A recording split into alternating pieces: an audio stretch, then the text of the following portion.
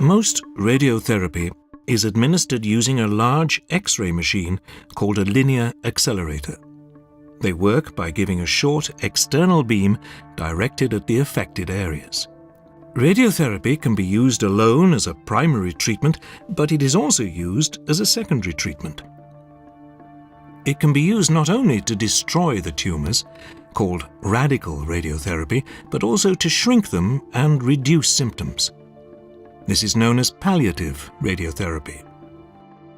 The length of treatment will depend on why it is being given, and this will be decided by your healthcare team. Planning of the treatment is quite detailed and can take 2 to 3 weeks to sort out. The first part is a CT simulator, which X-rays affected parts of your body. The purpose of this is to work out the exact positioning to get maximum results. So the radiographer often takes their time in getting it perfect.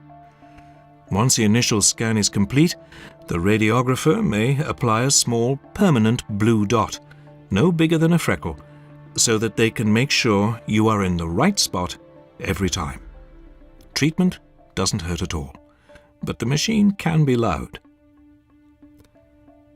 Radiotherapy is nearly always given on an outpatient basis. It is sometimes given as an inpatient if you are also having chemotherapy or are too unwell to travel. You'll be placed comfortably on the treatment couch and positioned correctly using the new blue dots. Only the part of the body that is being treated will have to be undressed. Remember, radiographers are not only there to administer your treatment, but also to make you comfortable and put you at your ease.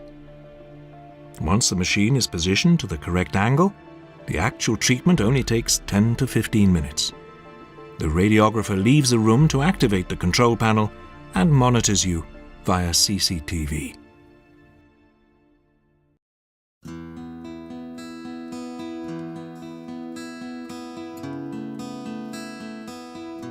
Once your treatment is finished, your healthcare professional will arrange to see you a month or so after your last treatment.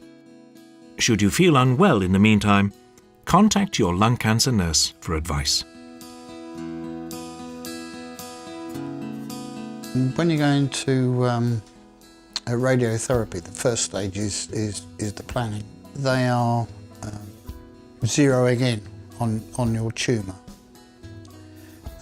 so that they can find the same place every time. And I had to go for 17 days every day for radiotherapy. Apart from the weekends, you know. So it was like just over 3 weeks I had to go. You're laid on a machine, which is a bit like a scanner. In my case, semi-naked, because I was stripped to the waist.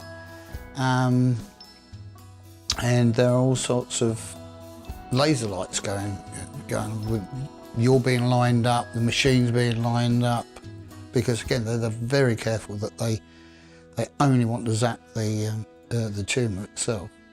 You get the sense that you should feel something happening, but in fact you don't feel anything. The treatment was nothing, I thought. It was only like an X-ray, you know, and it only lasted. You'd go, if your appointment was for 10 to 10, you'd be out by 10 o'clock because they had slots, you know, where you were there, and they did. Brilliant, absolutely brilliant. The machine itself would actually make a noise when it stopped, and I used to call out, "I'm done, I'm cooked." Sorry, so just come back to me. Yes, after I'd had the radiotherapy, I had all the side effects what they tell you about, you know, to expect. Do you know the one I remember the most? When you couldn't maintain your body temperature. But yeah, that was the one I remember. And for days and days and days, you'd have, it was the middle of winter, but you'd have 3 or 4 layers of clothes on. Mm-hmm. So cold. I sit under my blankie. Sit on your blankie, yes. Absolutely freezing. And then there was the delights if you were hungry for a second. Oh, if yes. you didn't eat in that second, that was it. You couldn't eat. Yes, would have an appetite for. Yeah. And he's like, feed me. Too late. I had trouble with my throat, which they thought it could be a bit of scarring from the radiation. But they weren't unduly happy about that. I just went from being a soprano to a baritone, you know, and not as sweet talking as it used to be. So let's have a recap. Side effects of radiotherapy can vary. The most common ones are tiredness following treatment. Don't worry, this is quite normal. But if you're having difficulties with it, let your lung cancer nurse know. Esophagitis is an inflammation in the gullet, which can make it painful to swallow and cause a tightening of the chest. This is only a temporary side effect, but soothing liquid medicines can be prescribed. You may find cool drinks or ice cream also help. Scarring of the lung, also known as fibrosis, may happen. You may notice a slight increase in breathlessness. If this becomes a problem, tell your lung cancer nurse, as there are medicines and breathing exercises which can help. You might find an increase in your cough. Don't worry, this is quite normal and can be treated if necessary. Your skin in the treated area will become a little pink or red. It may also feel a little dry or itchy. You may bathe or shower during treatment, but don't have the water too hot.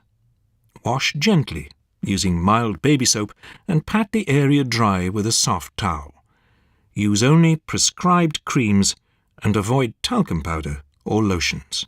Whichever of these 3 treatments are prescribed, everyone's side effects and recovery time will be different.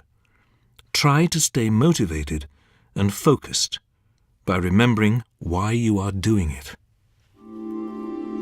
Survivorship starts the same time as your treatment starts. The medical practitioners will do everything that they can possibly do to help you. But you have to fight. The patient has to fight, which is why I said I called mine Carol. I called her worse than that. But it demystifies what's happening to you and gives you a point of focus. Treatment duration can vary depending on the stage of your cancer. During your diagnosis, your healthcare team will discuss this with you in greater detail.